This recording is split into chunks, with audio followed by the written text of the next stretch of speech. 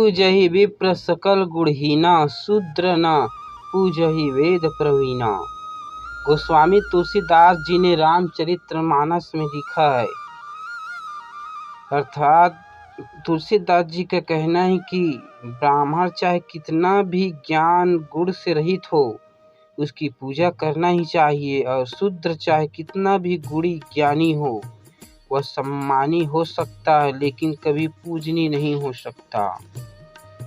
दरअसल इन चीज़ों को समझते हैं, इनके शब्दों के आधार पे हम भाव नहीं पकड़ पाते, इसलिए पहले के सारे शास्त्र गुरु परंपरा से पढ़ाए जाते थे, वरना आप क्या क्या अर्थ कर लेंगे।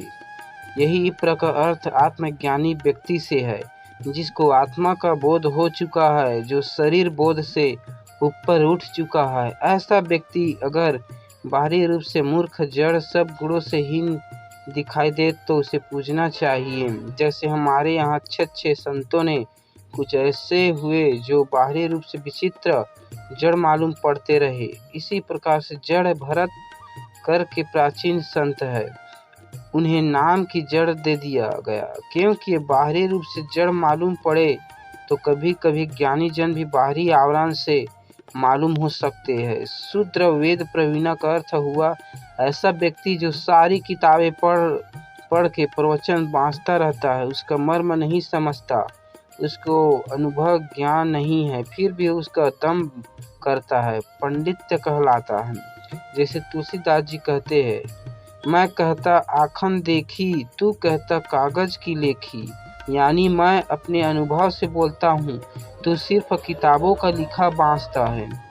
वर्ण व्यवस्था पहले जो भी थी वो अलग थी।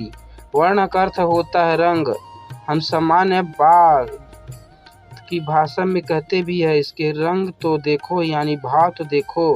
पहले की जो वर्ण व्यवस्था थी वह भाव आधारित थी, और बहुत सी उदाहरण है जहाँ एक वर्ण से दूसरे वर्ण में लोग गए हैं, जैसे विश्वामित्र, सूत ऋषि इत्यादि। इसी प्रकार बहुत से सूत्रों के अर्थ गलत निकले गए, शब्द न पकड़े, भाव पकड़े।